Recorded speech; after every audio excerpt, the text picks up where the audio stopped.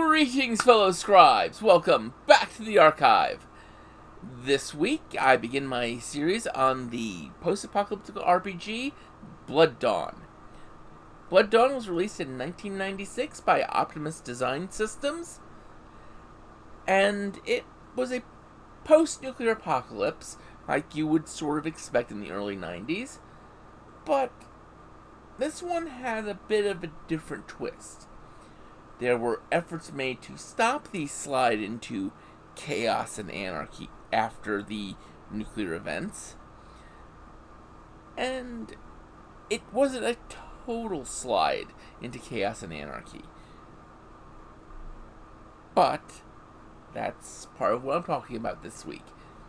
This week is the setting. Next week I will talk about the systems. So sit back, relax, and enjoy as I talk about Blood Dawn. In 2042, a biological agent is released in Moscow. It is traced back to the American CIA. Russia demands that Washington, D.C. be destroyed, or else Russia will have to launch nukes. The U.S. capitulates and lets Russia nuke Washington, D.C. The fallout from the radiation kills several million along the eastern seaboard, and the U.S. asks that Russia destroy 3 minor cities, or else the U.S. will have to launch nukes. Russia, of course, balks at this, and another nuke goes off in San Francisco, vaporizing the city. And from there, the U.S. launches its nukes, Russia launches its nukes. And thus began World War III in May of the year 2042. July, the war has almost ended. The final act of the war is U.S. submarines surface off the coast of China and launch all their sub-launch ballistic missiles into China, turning the massive country into a nuclear parking lot. And that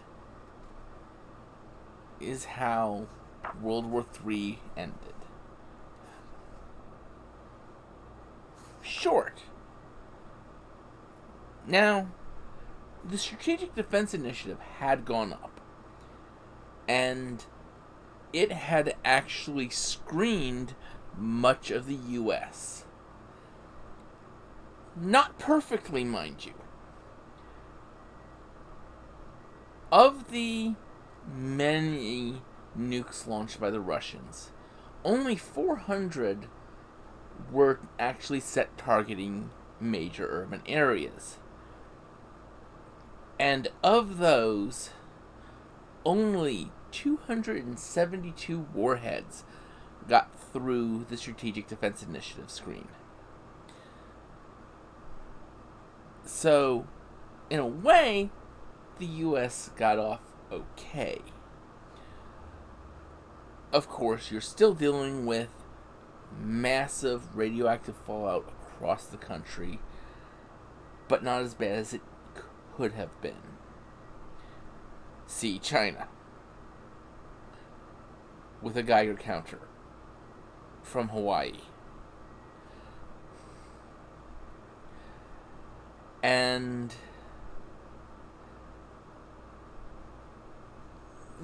you had a lot of cities that had been built domed before the war.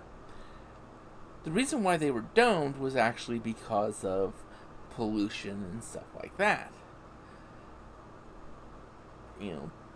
And what you then get is you have some cities that are perfectly set up to survive this. But There's a problem. You still have the EMP burst of 272 warheads. That messed up technology majorly. And when people don't have cell phones, don't have power, don't have computer access, any of that stuff, what happens? Things get a little crazy. And there were riots in the street. There were violence that had to be put down and all that. Expected. But there were people who braved going into these cities. The ones that weren't domed, or ones that were overcome with violence and rioting. They went into the museums, into the libraries,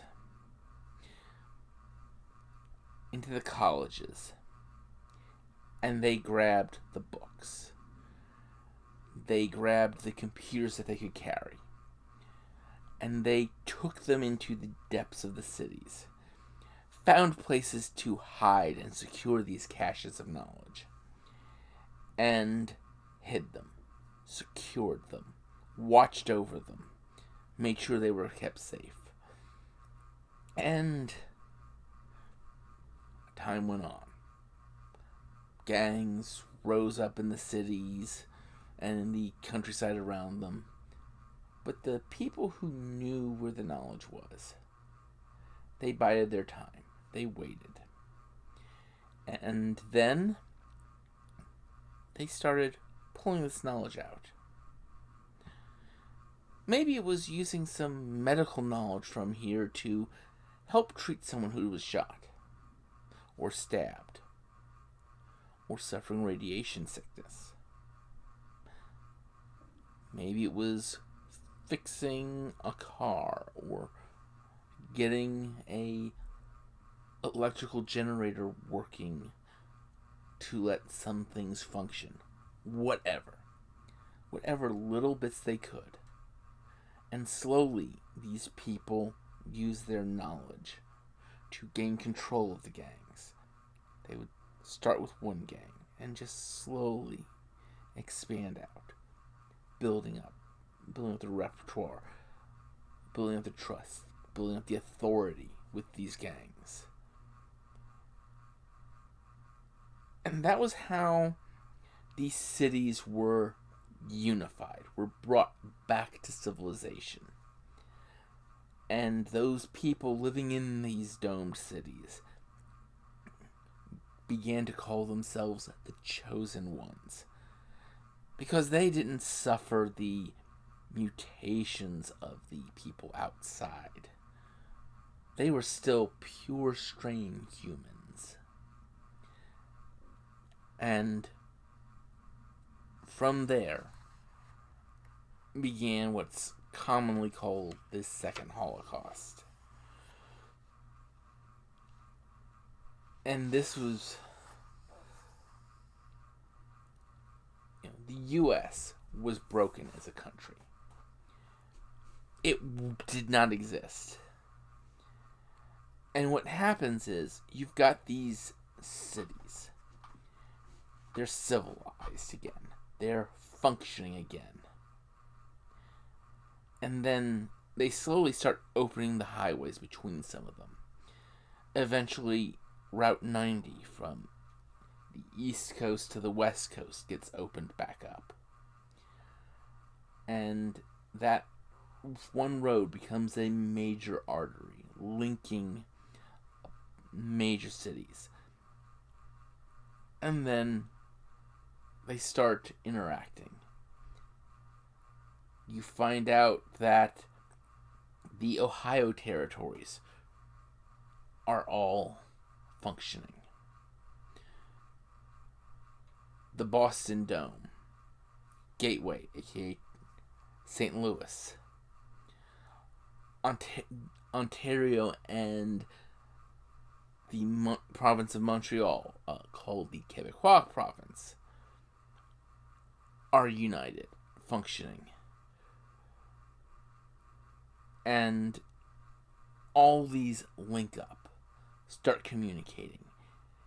And from there starts what becomes called the Atlantic Treaty Organization. And then eventually what was left of the US, Canada, and Mexico becomes unified as the American Combine. And then comes the making things work. Because it's still a new nation. It doesn't have a massive or strong military. And the military pretty much has an option. It can protect the cities, or it can do other stuff. And what ends up happening is you still need oil. You need oil to make gasoline and a myriad of other products. And so the military starts having to put down the gangs out in the wastelands outside of the cities. These gangs are organized. They fight and they attack the military. And so you end up with a situation where to get oil from the refineries, to get oil from the wells to the refineries, you have to send military escorts. You have to have military at the wells, protecting the wells. And transports of the goods and services to keep the oil flowing, to keep the gas flowing, continues, even to this day, to be a war. The military convoys get ambushed by bandits. The convoys sweep out trying to clear the bandits. And it becomes a gallon of gasoline is a prize worth fighting and dying over. But something else is going on. You see, in true sci-fi fashion, radiation is causing mutations. People are being born deformed or different. And so the government of the American Combine begins treating them as less than people. And it starts simply enough. With the government having been formed by scholars, by people who preserved knowledge, was the simple fact that some mutations caused cognitive issues. And so, while 25% of the income from taxes and revenue and tithes was going into publishing books, the resources aren't infinite. And so the American Combine had to decide where it was going to put those books.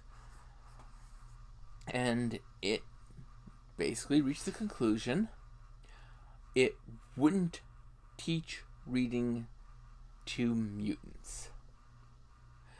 If you were not a chosen one, it would be punishable by death to teach a mutant to read. Now, of course, some mutants did have to learn to read for the tasks that they were being have done. And so they were given reading licenses. And they could learn up to a certain level, but learning beyond that, being taught beyond that, would still be a capital crime. Because it wasted precious government resources. That's where it started. But in year 62, 62 years after the nuclear holocaust, in the Ohio territories, a person was elected. Helmut White. He was an ultra-conservative candidate, and he won the governorship of the Ontario territories. And his platform promised better protection of the cities.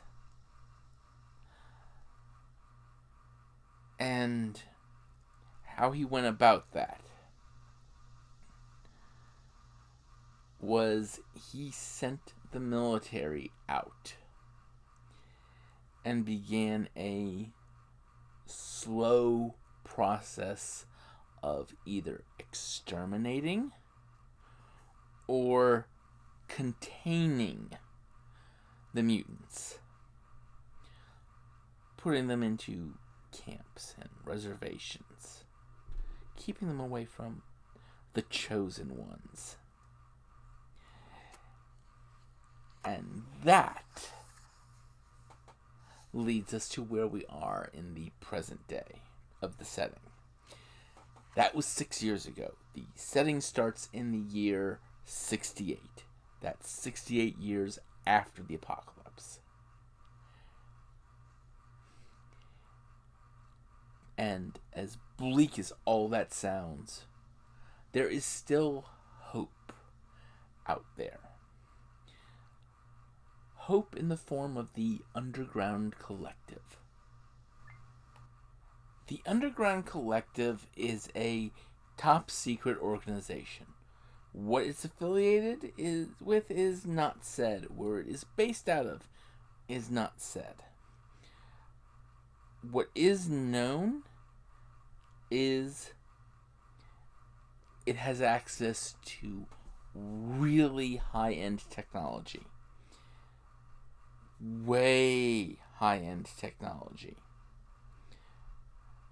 In fact, some of the technology is outright called magic.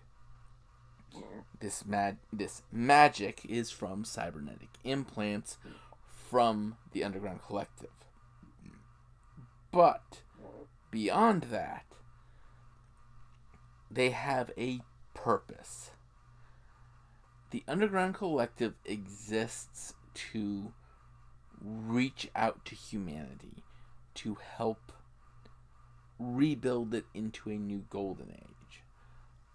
But not the way that the American Combine has. They believe that all the different mutations have a purpose and can work together.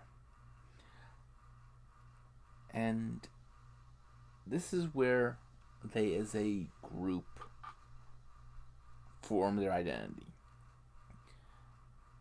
If you are working for the Underground Collective, if you are part of the Underground Collective, you are called a prophet. This is because you are going out into the wastes with the rest of your team, and you are doing what the first chosen ones did. You are going out to the people in the wastes. You are going to them with medical intention, filtration systems, stuff like that, helping them build settlements, build safe places, defend themselves. And you are helping restore hope in this darkness. Now, of course, when you go with the prophets, you're dealing with a whole other set of things. First off, every prophet team has a guardian. The guardian is a former prophet who had done such work that he was brought into the Underground Collective. The guardian acts as your dispatcher and your guide. because there are ways to communicate with the underground collective even when you're not in it. Of course, a team itself can use a technological ritual called summoning the marionette to call one of their own team members and bring a sort of holographic representation of them in front of the team so they can communicate with this other team member.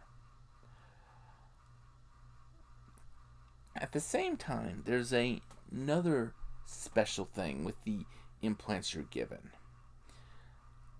The Prophet's implants include optical implants that let them see into the ultraviolet spectrum. When a Prophet is in danger, they have 3 torches that burn purple that they're given. They also have 3 torches that burn green.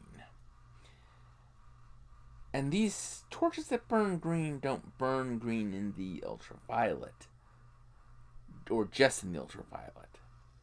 They burn green in the physical world as well, in the normal spectrum as well. And the purple torches, those are if it's trouble. A Prophet finds a spot that is high, lights the torch, holds it aloft. And any Prophet in the area that sees that torch is expected to light their own purple torch and hold it up as a sign of solidarity. And then they are expected to get there within a set period of time. And there are some unscrupulous Prophets who will not light their torch because they might need it themselves someday, because they're only given 3. But for the most part, any Prophet is expected to honor this call for aid. The green torches are lit only when there is danger so great they're telling other Prophets to go away, to not come there. And the imagery is, the green torches are called death marks. And the imagery that it gives is that seeing a green flare burning under the black of night indicates that a fellow Prophet is about to die. That was a direct quote from the book. Because that to me was just such a powerful image to think of. But as I said, the Prophets are going around. They're trying to rebuild civilization in the areas that the American Combine has missed. And that's their main job. Of course, I had said that there were mutants. And, well, RPGs can't be RPGs in the 90s without different races. And so there are a number of sort of stable arcs of mutations. And these became the character races. There are essentially 6 groups of player character races. There's one group mentioned in the opinions, but it's not actually in the book itself. And so I cannot say anything about this group. But starting with the groups, the first of them are the albino giants. These were the blonde-haired, blue-eyed people of the world at one time. And there probably are still blonde-haired, blue-eyed humans in the world. But the albino giants, when the retroviruses were coming around the world, mutating and turning people into various things, the stable mutation strain that got them was they got a large and overactive pituitary gland. It makes them taller, stronger, more prone to rage. Causes some vision issues for them, somewhat, because they still have very pale skin. And they serve that purpose. They tend to be combat people, but they've developed a warrior culture. The next group of stable mutations are what are called the druids. And these don't look human at all. And what it is they have a greater sense of nature around them and are able to actually interact with plants and weather phenomena, creating two subspecies or subbreeds: the forest druids, who deal with plants, and the storm druids, who are the more combat oriented. But like I said, they're not all the classic what we think of as druids. They just are short and they've got funny faces. They really don't look human at all. Of course, then you've got the ghouls. So, ghouls are basically take a human, a lizard, and a xenomorph, and kind of take the best traits of all three, and you've got a ghoul.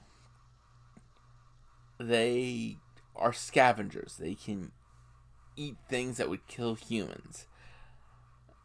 They pretty much tend towards aggressive, but that's pretty much all they are. They still think they're still rational beings. They just look really bloody scary. Of course, then you get into the two groups that are kind of interesting. The healers, for the most part, look like humans. In fact, they pretty much are humans. They just have literally natural abilities in the aid of healing people. Of course, when they get into the underground collective, those abilities get amplified via implants. The other group that look pretty much like humans are the witches. And the best way to describe them is they are people who are naturally attuned to the magic type implants for the Underground Collective. They do have some natural forms of extrasensory perception, but for the most part, they take to the magic implants overall better than other people. And then, of course, you have humans, the pure humans, chosen one type humans, no mutations. And then you've got the straight up mutants. They're human, they just have some issues. And mutations can be both beneficial and negative. It could be a deformed face or a club foot. Or they could have an cartilage exoskeleton. Or chameleon skin. So, mutants are a variety of things, but they're all unique. Each one is unique. But with that covered, that is the setting of Blood Dawn. Next week, I will be talking about the system. Until then, I'd like you all to remember to have fun and keep gaming.